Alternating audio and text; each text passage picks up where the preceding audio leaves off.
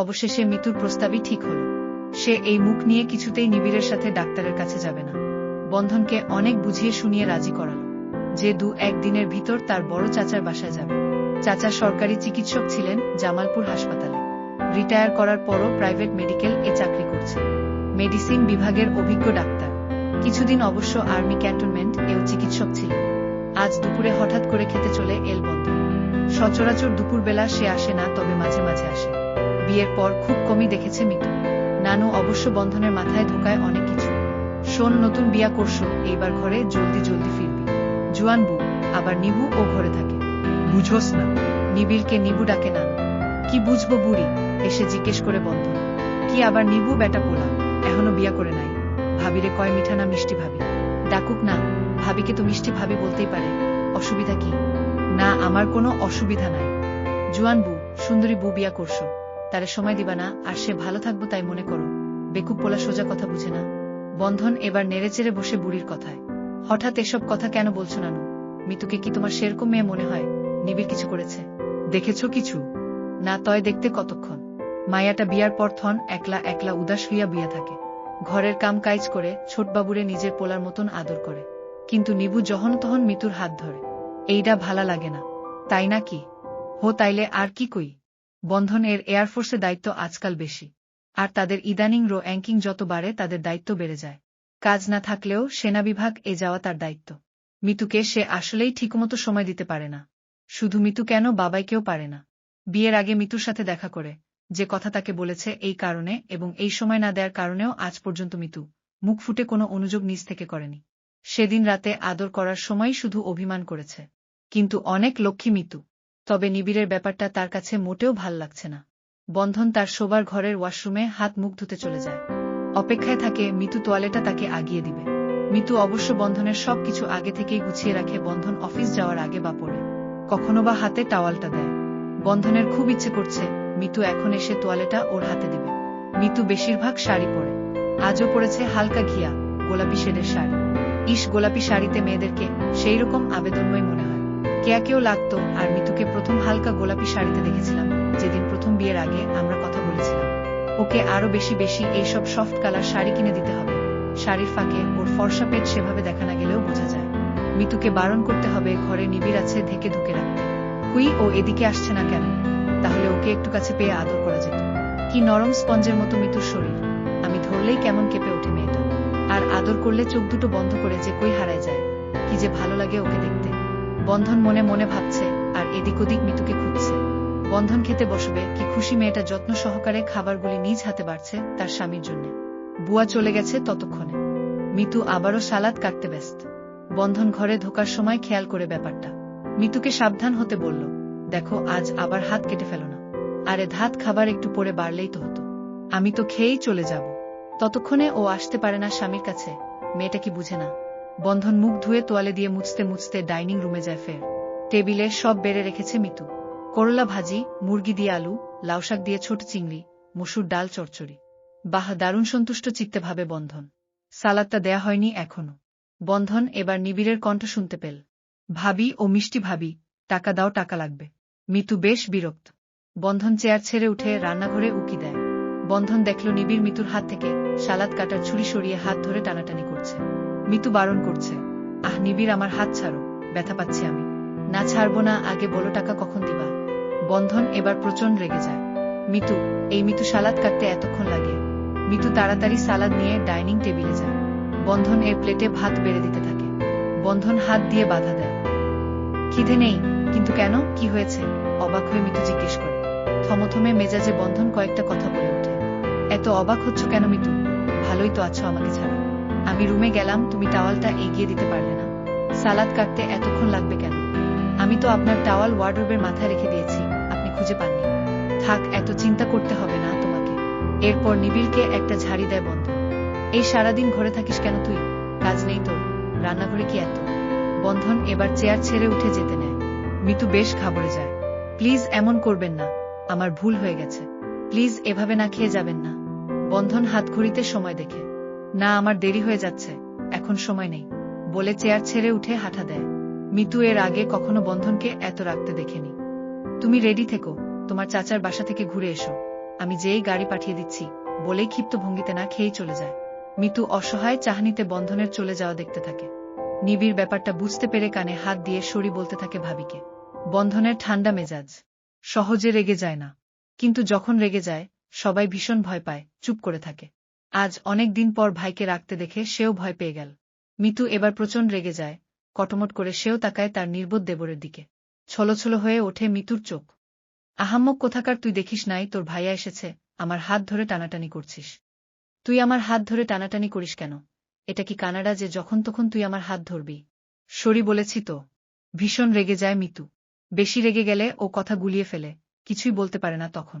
ফের মনে মনে বিড়বিড় করে, এখন সরি বলে কি হবে, আমার যা ক্ষতি করার তা তো করেই ফেললাম। ফের তার শোবার ঘরে গিয়ে ফুপিয়ে কেঁদে ওঠে মিতু। চলবে। মিতু অবশেষে কিছু না খেয়েই তৈরি হতে থাকে। এমনিতেই ভীষণ রকম মন খারাপ, তার উপর শখের নুপুরটাও হারিয়েছে। বাসা থেকে কি করে গায়েব হলো কিছুতেই বুঝতে পারে না সে। কে নিতে পারে আমার নুপুর? বুয়া? না তা কি করে হয়, বুয়া তো কত পড়ে এল, আমার সামনেই তো খুঁজে দিচ্ছিল।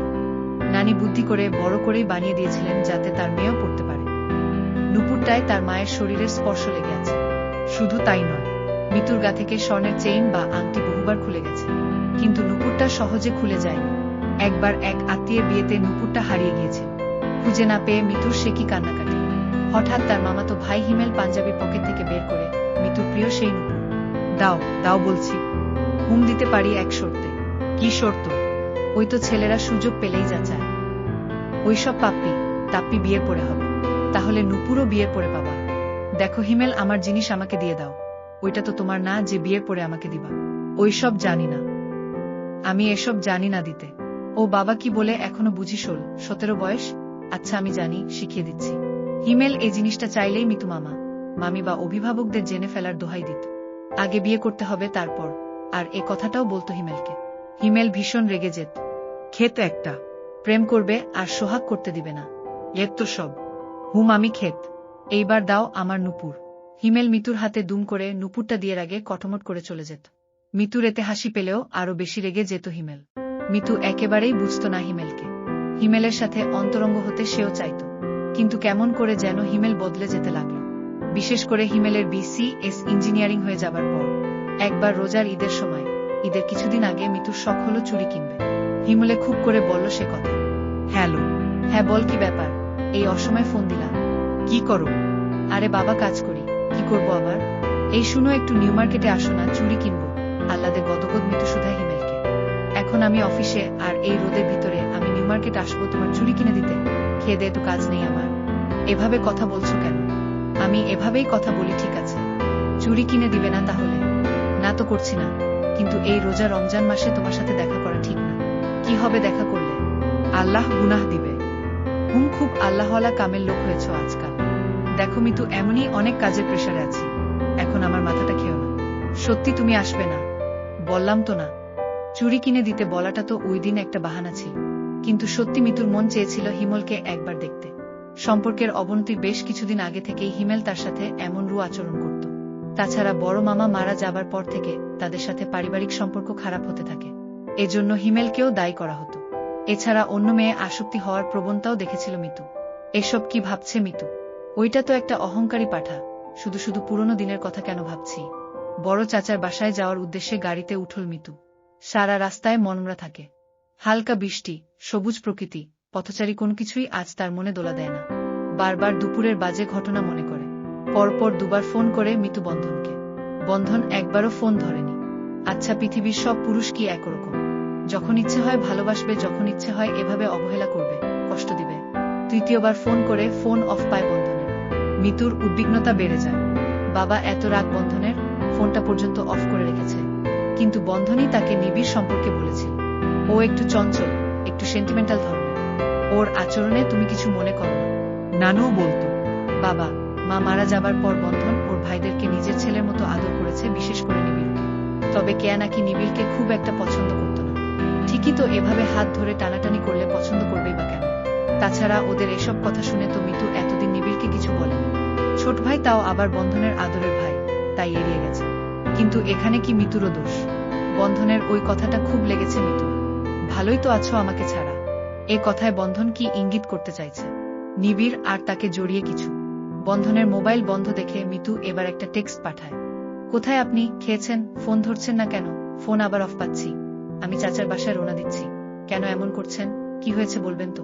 একটু পরে SMS ফিরতি রিপ্লাই এর রিংটোন বেজে ওঠে। বন্ধন রিপ্লাই করেছে তাকে। উত্তরটা সাথে সাথে পড়ে মিতু একটা দীর্ঘশ্বাস ছাড়ে। এবার গাড়ির গ্লাসটা খুলে দিতে বলে ড্রাইভারকে।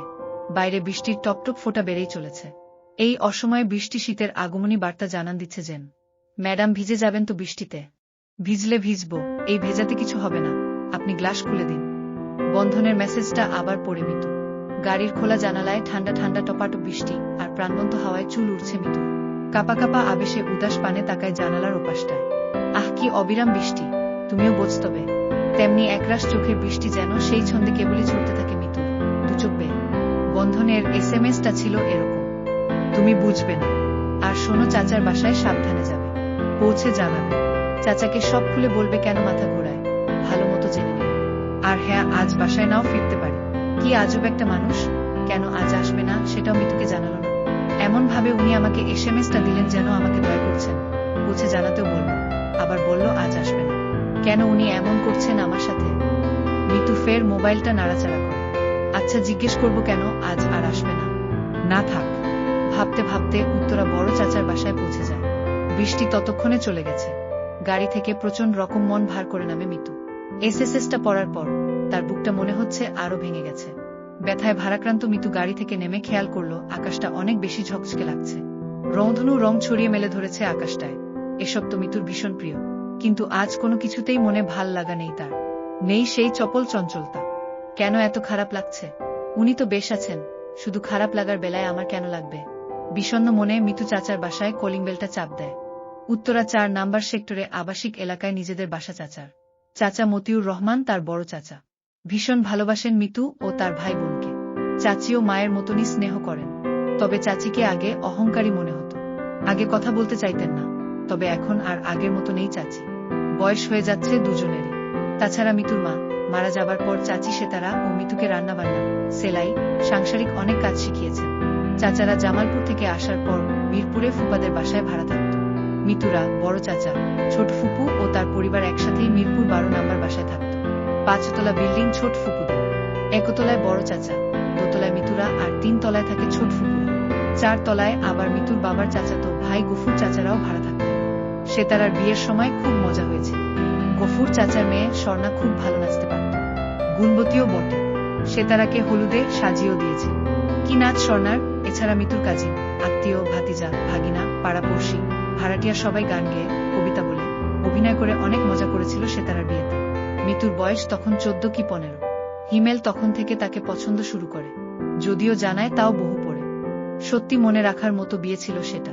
মিতুর বিয়েতে তেমন একটা আনন্দ হয়নি। বিয়েতে 100টা কথা না হলে সেই বিয়ে নাকি বিয়ে না। যদিও বন্ধনের যোগ্যতা, বংশ, সচ্ছলতা দেখে মিতুর বাবার বাড়ির মানুষ মোটামুটি খুশি ছিল। কিন্তু এই বড় চাচা চাচির মন ক্ষুণ্ণ হয়। কেন ফজলু, মিতু কি পানিতে পড়েছে?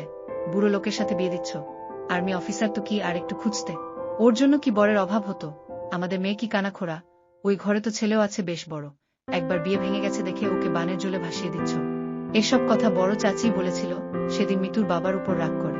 মিতুর বাবা তেমন সঠিক উত্তর দিতে পারেননি। হিমেলের সাথে মিতুর বাগদান হয়েও গিয়েছিল। সেটা অনাকাঙ্ক্ষিতভাবে ভেঙে যাবার পর মেয়েটা শুধু মন খারাপ করে থাকত। ছেলেদের প্রতি আস্থা হারিয়ে মিতু বলেও দিয়েছিল আর কখনো বিয়ে করবে না। তাছাড়া বিয়ে ভেঙে গেছে এমন মেয়ের এর চেয়ে ভালো বর জুটবে না। মিতুর বাবা, এমনকি বড় বোন সেতারা তা ধরেই নিয়েছিল। মিতুও আর অমত করেনি। তাছাড়া বন্ধনকে দেখে তো ভালো মনে হয়েছে। পুরুষ মানুষের আবার বয়স বোঝা যায় নাকি? মিতুর বাবা প্রতিউত্তরে তাই বলেছিল বড় চাচিকে। বেল বাজতেই দরজা খুলে দিল মৌ ভাবি। শ্যামলা বরণ, কিন্তু চোখগুলো বেশ বড় বড় ভাবির, ঘন পাপড়। মিষ্টি হেসে ভাবি বললেন, আরে নন্দিনী, কি খবর, আসো ভেতরে আসো। ভাবি চাচাতো ভাই কাননের বউ। চাচা চাচিরও 3 ছেলে মেয়ে। কানন ভাই বড়। ছোট ভাই কাজল বাংলাদেশ নৌবাহিনীতে চাকরি করত। কিন্তু জাহাজ দুর্ঘটনায় আগুন লেগে মারা যায়। তাও 5 বছর হতে চল। ছোট বোন পান্না ময়মনসিংহ মেডিকেল এ পড়ে। কানন ভাই রিয়েল এস্টেট ব্যবসায়ী। কানন ভাই ও একটু দেরি করে বিয়ে করেছে। অনেকদিন লন্ডনে ছিল, CA পড়ছিল সেখানে। সেখানে একটা মেয়ের সাথে নাকি সম্পর্ক ছিল। ওই মেয়ে কানন ভাইয়ের কাছ থেকে প্রায় টাকা নিত। তারপর সুযোগ বুঝে প্রতারণা করে। ভাই ভীষণ কষ্ট পেয়েছিল।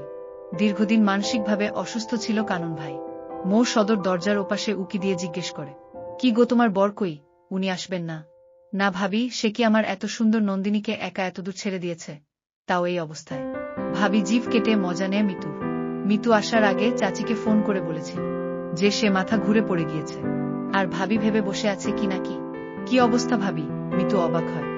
ইস, বুঝছো না কি অবস্থা? মানে তোমারও আমার মতো এই অবস্থা হতে যাচ্ছে নাকি? তাই বললাম। ভাবি অন্তঃসত্ত্বা। মিতুর বিয়েতেই খুশির খবরটা জানা হয়। 7 মাস চলছে এখন।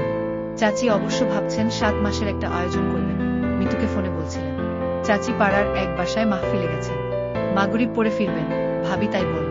চাচা হাঁটতে গেছেন, উনিও নামাজ পড়ে মসজিদ হয়ে আসবেন। প্রাইভেট মেডিকেলে অধ্যাপনা করছেন, সরকারি হাসপাতাল থেকে অবসরপ্রাপ্ত চাচা মতিউর রহমান। এই বয়সে এখন আর প্র্যাকটিস করেন না। মিরপুরের বাসায় থাকতে চাচিও মাহফিল করাত। অন্য কোথাও হলে মিতুকেও সাথে নিত। ঈদ আসলে তো চাচি মাঝে মাঝে রান্না করে দিয়ে যেত মজার সব খাবার। ফের কলিং বেল বাজল। বৃষ্টিতে ভিজেছে কানন ভাই। মিতুকে দেখে হাসি দিয়ে বলল, কিরে আপু, কখন এসেছিস? তোর শরীর কেমন? জামাই কই? মিতুকে আদর করে আপু ডাকে কানন ভাই। উনি আসেননি? চাচাকে দেখা বলেই তো আসলাম, তারপর না বুঝবো কি হয়েছে। ভাবি তড়িঘড়ি করে ঘর থেকে তোয়ালে আনতে যায়। কানন ভাই এর উৎকণ্ঠা, এই আসতে যাও, দৌড়াচ্ছ কেন? আহা, ভাবির জন্য কত দরদ ভাইয়ের। উনার কি কখনো হবে এমন দরদ আমার জন্যে? ভাবি পাশের রুমে, কানন ভাই ও যায়। ভাবি শয়তনে ভাই এর মাথা মুছে দিচ্ছিল। ওপাশ থেকে ভাই ভাবিদের ফিসফিস শোনে মিতু। এই মৌ, মিতুর কি হয়েছে? বলেছে কিছু? ও কি তোমার মতো? ভাবি ফিসফিসিয়ে হেসে উঠে কি যেন বলে ভাইকে। চাচিও ব্যাপারটা জানতে চেয়েছিলেন। তাছাড়া মিতুর হাতে মিষ্টির প্যাকেট চাচিদের সবার জন্য। বন্ধন সাহেবই মিতু যাওয়ার আগে সৈনিক দিয়ে কিনে পাঠিয়ে দিয়েছেন। বিয়ের পর প্রথম চাচার বাসায় বেড়াতে আসবে, খালি হাতে তো আর যাওয়া যায় না। আহারে, সবাই তার শরীর খারাপ নিয়ে কি না কি ভেবে বসে আছে। অথচ কেউ তো আর জানে না আজ 5 মাস হতে চলল তার বিয়ে হয়েছে। অথচ আজও হয়নি মিতুর ফুলশয্যায় বাসর। দীর্ঘশ্বাস ছাড়ে মিতু। ফের চলবে।